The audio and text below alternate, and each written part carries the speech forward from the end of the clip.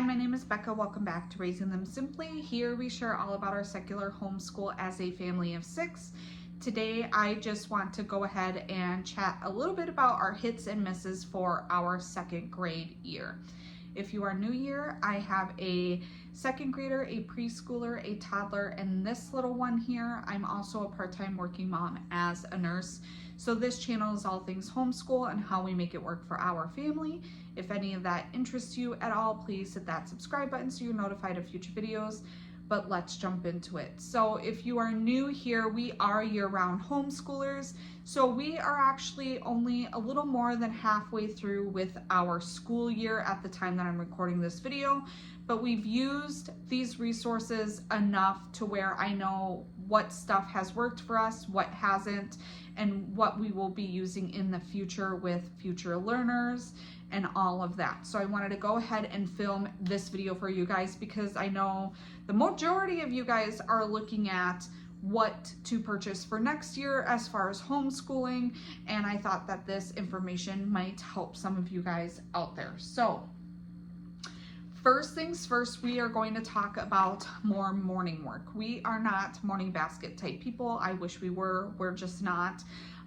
There's too much busyness in our life currently for something like that. But we do morning menus. So these inserts that I have here, we did have morning menu sheets from a different company that I got off of Etsy.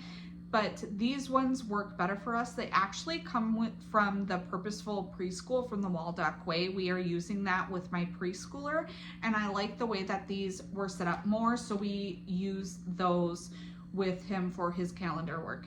So we have the blank calendar, and I just write in pencil the dates there so I can erase it later. So we could go ahead and circle. I'm not sure if you could see it, but today is June 1st.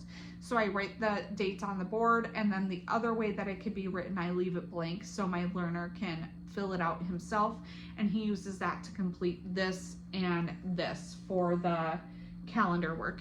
Calendar work is like pulling teeth with this learner. He does not like it, he does not see the point in it, and he feels like it brings him zero value.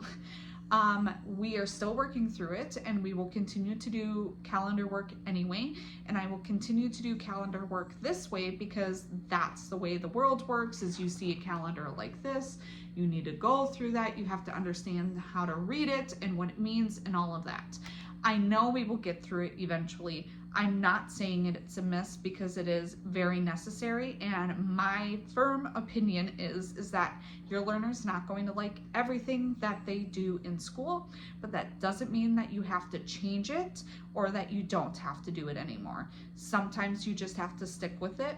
So that's what we're doing. So I will say this is a hit for me because this is having my learner learn the way or what he needs to for this purpose, and I have seen improvement in his learning. Just know that my learner does not like this.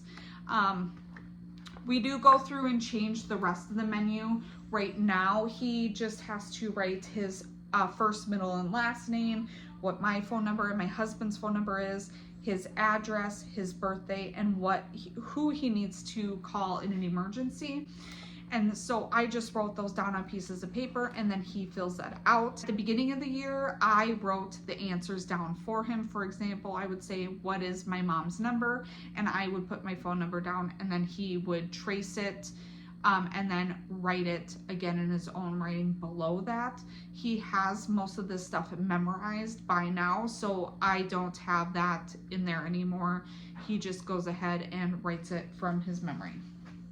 So I would say that was a hit.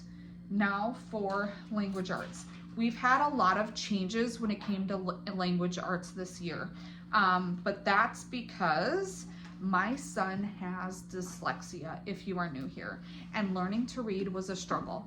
And I know I've mentioned this multiple times on my channel here before, so just bear with me if this is not new information for you. But we do use All About Reading. My son's reading exploded, and he is now reading at a 4th grade level. So now we had to add a bunch of resources to help him catch up on other areas that we not necessarily neglected. I don't want to say that. It's just stuff that he was not ready for when it came to English language arts that we had to supplement in. So there's going to be more resources here than what was in my original video, which I will link down below for you guys for our curriculum picks if you are interested in that. But we are more than halfway done with level 2. We just started that at the beginning of this year. We were going through a lesson a day, and then I decided not to do that, and we do a lesson about every week or so, and he grasps the material right away, and we don't usually have to review. I do sometimes will put stuff on the board like what is a contraction, and he will have to give me examples of contractions and stuff like that. But for the most part, we are not reviewing anything over here. We do one lesson per day. This is going great. Still will use this resource in the future. Then, like I said, we had added stuff for language arts. So something that I did not mention before in that video was handwriting. He was writing everything in capital letters. He has a hard time with writing things below or above the dash line when he's not supposed to, and things like that. So I just got this cheap handwriting book on Amazon. We are almost done with it. I don't make him trace the words in here. He just does copy work underneath it. My son does not like copy work when it comes to like, for example, with our history, we are doing Build Your Library. There's copy work built in there based off the literature we're reading. He does not really prefer that stuff. He likes stuff like this because it doesn't feel so much like school. This has fun facts about animals in here, which he loves reading about. So when we are done with this, we actually have another one that I purchased with jokes and things like that on it. So that will be in the mail soon, and he will be completing that. He just prefers doing stuff like this versus copy work. So I would say this is a hit. His handwriting has improved so much this year, so I'm very proud of that. Next is spelling. We did use a different spelling. It is a spelling meant for kids with dyslexia, and I thought we were going to stick through with that resource all year long because it focuses on teaching spelling to kids who specifically have dyslexia. I think that resource would have been a better resource if we had started it a year ago when he was having troubles with reading. However, he had such a hard time learning to read before we got over that hump that we couldn't even do math and reading on the same day because it took too much brain power for him. So I don't think for him it would have worked. It would have worked out for us to do reading and that spelling curriculum. Would I say it's a miss? No, because he still learned more about vowels and consonants, which he did not understand prior to us using that spelling. So I do think it's important that we had used it. However, he specifically told me, Mom, I just want a spelling where you tell me how to write a word and I write it, because he was trying to write things by himself and he was sick of asking me, and he just wanted to know the information to be done. He wanted a traditional spelling. So we are doing the Spectrum spelling. This is a hit. This was so cheap off of Amazon. I do think developmentally he's gone through some sort of leap as well, because he is writing all the time and he's just really grasping it very well. Some of these lessons we have been able to just skip over because I have done a video on this, by the way, and I will link it down below. But the way that we work this curriculum is, for example, we get a list of spelling words here, and I will do a spelling challenge with him. I will have him sit down and give him a notebook, and I will just read each word twice and then use it in a sentence. And if he knows how to spell it correctly, we move on. So there have been a couple weeks in here where he knows how to spell all the words. So I don't make him do the rest of the week's activities on that because he already knows how to spell it. So there's no point in sitting there and doing that. But they have a bunch of different activities using the spelling words every week, which he really does enjoy. The other reason why we brought this in was because we are using Hearth and Story 3rd grade next year, and he does have to have some grasp on spelling. And then he also needs to use some stuff on like verbs, adjectives, and all that stuff. So we brought in Spectrum Language Arts. I would say this is a hit because it's doing everything that we need it to, and it's helping us between this and the Spectrum spelling, learning how to spell sentences and sentence formation and all that stuff, which is really what I wanted us to get out of for this year. I'm not sure if we will use this this one in its entirety, or if by the time we hit August or September, we will just jump into 3rd grade Hearth and Story, because there is some overlap when it comes to this and that curriculum as well. But I do think that this and the spelling were both hits because it's doing what it needs to, and my son does really enjoy the little games in here, and it was a very affordable option.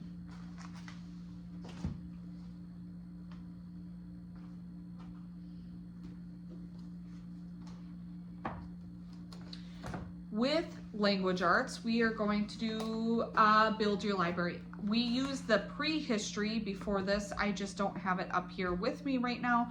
So the prehistory we did before we jumped into ancients. Prehistory, I would say it was a hit. My son did really enjoy the books and the video tutorials and stuff like that. I do think that some of the concepts were hard for him to understand in the prehistory because it is really hard to understand things that occurred, you know, a couple billion years ago. So that was hard. I do think we will use it in the future though. As he gets older, I do plan on us doing another deep dive in there, and then he will get more information out of there as we cycle through histories. So he will get that information again and will be better to absorb it. So we will use it again. It was a hit. Just some of the topics were a little more difficult for him to grasp at this age. But ancients, we are, like I said, using ancients from Build Your Library. I would say so far this is a hit. Are we going to use this in the future? No. But the only reason why we're not using this in the future is because I have so many learners in our family, and I need something that is more family style. I do appreciate Build Your Library and all the extra stuff that they put in here. However, I don't want to have to go back and build up or build down a curriculum to incorporate other learners, and there's no way I'm going to do multiple history curriculums in my house. I just know my capacity, and I don't have the capacity for that. So we are going to be switching to layers of learning, and in there I will choose what resources we're using based off of the ages of my learners at that time and go from there. Are there stuff from here that I will pull in for those in the future? So if we do ancients, or when we do ancients again, I will probably revisit this and look at the different book recommendations and stuff like that, the things that we liked in here, and pull it for future learners. But we are just not using this because eventually I'm going to have 4 learners in my homeschool, and I cannot keep up with this. I also do think that we are more of a unit study based family. While I appreciate a lot of the literature based Charlotte Mason type stuff that's in here, I need things to be more unit study style, and just because that works best for us, and this just isn't it. So I don't regret using this year. We just aren't going to use it like this in the future.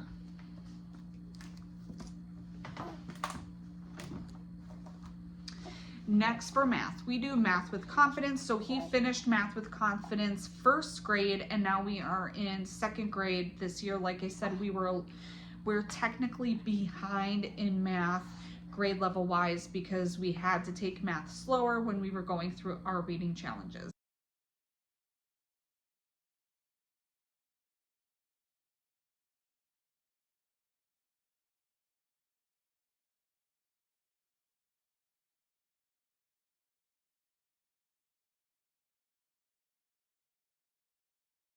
Okay, going along. Okay, so next is we had this economics. This was part of a bundle set that I got when he was in kindergarten, so we technically already went through this. But originally I thought we would do this because it talks about wants versus needs, how to save money, about goods and all that stuff. And I thought that it would be a good resource to go over again with him. But we just honestly never used it. And when we got to the point where I thought that we could incorporate it into our school again, I looked through it and it's no longer relevant because it's a lot more beneath him. So we should have done it earlier in the school year, but that's okay. For next year, I do expect us to do some financial literacy type stuff with him that's more age appropriate. I still think that this is a good resource that I will use with my preschooler probably next year, but it was just a miss this year just because it is more below than where he's at this time. Next we have science. So we did the Wild Child's Nature Journal, the Seasons nature study. I did this because it is a very gentle nature study approach that we were bringing my preschooler along with us, and I needed something that was easy because I was a little nervous about us doing me homeschooling with two different kids with the toddler for the first time, and I wanted something that was gentle in that way, but I wanted to use it as a group subject as well. I'm really glad we did end up using this because we found out that we were pregnant and I needed something that was a little easier for my capacity in this season, but this is great. I do wish that we were able to do more nature walks and hikes and stuff like that, like I originally planned when we were using this resource. However, I do think that it was a hit in general. There was still information in here that my oldest did learn about that he was not aware of before. So I do think that this was the perfect year for us to do this.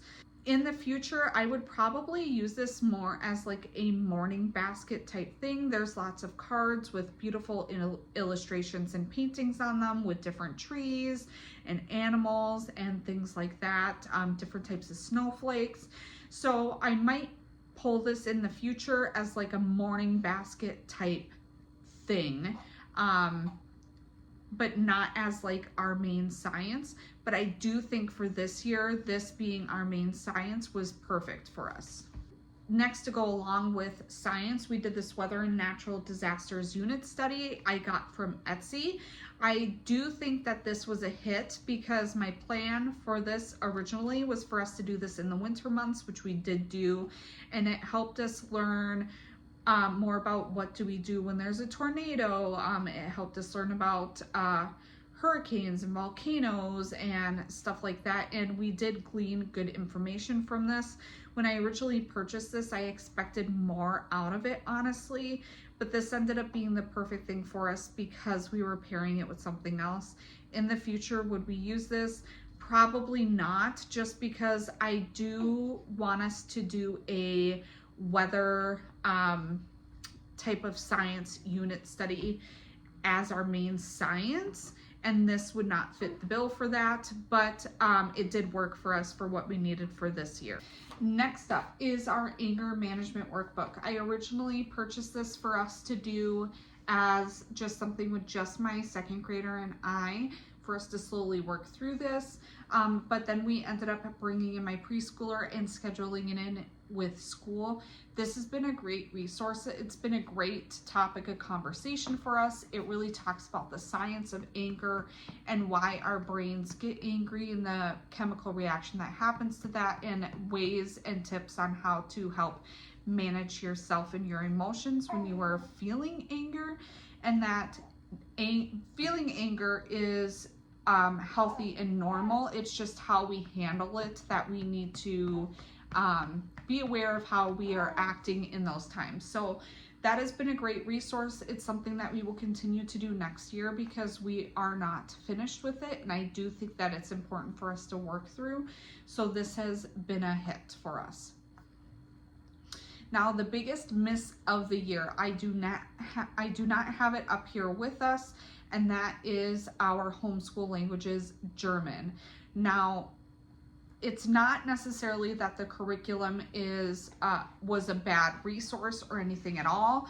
However, it ended up being just the wrong season for us to do this right now. I probably shouldn't have selected it when we are learning how to homeschool too at the same time. That was poor on my part, because my preschooler was involved in it, but at the beginning of the school year, she didn't really have the capacity to do that as well as her other schooling. And so that was hard to manage. I also wanted to try to do it daily in 15 to 20 minutes so that we could have that as a base, right? For us to use a little bit every single day, which is the Charlotte Mason approach. But that did not work for our family because we would spend the whole 15 minutes reviewing and then we wouldn't get to the actual lesson part. So we ended up using it, we were planning on using it just a couple times a week, but because we are year-round homeschoolers who work around my work schedule, we might only do school 3 days in 1 week, which means that we would have to do it every one of those days. And that was not going to work for what I just mentioned. So then sometimes we'd go a week or a week and a half between lessons and they wouldn't remember anything from the previous lesson. And so it just did not work out how I expected it. And when I found out I was pregnant, something had to go. And so that is what ended up going. Now for the last 2 months, both my learners have been asking us to do German again on their own accord. So it is something that I do want to bring back in probably this fall. We will try to find a way to incorporate it because they are both very excited for it. I am going to have to change how we incorporate it into our school, which I plan on talking about in the future. But I would say it was a miss because nothing to do with the curriculum, but just the timing in which we chose to learn a new language. So that is everything, I believe, that we did for our second grader for this past school year and our opinions on that. If you like this video, please give it a thumbs up. It really helps me know what kind of videos you like to see on this channel. Leave a comment down below. Let me know what your hits and misses were for this school year and what you're planning to use next year. I would love to know. Please hit that subscribe button so you are notified of future videos for free, and it really helps support my channel, and I can't wait to catch you guys next time. Bye.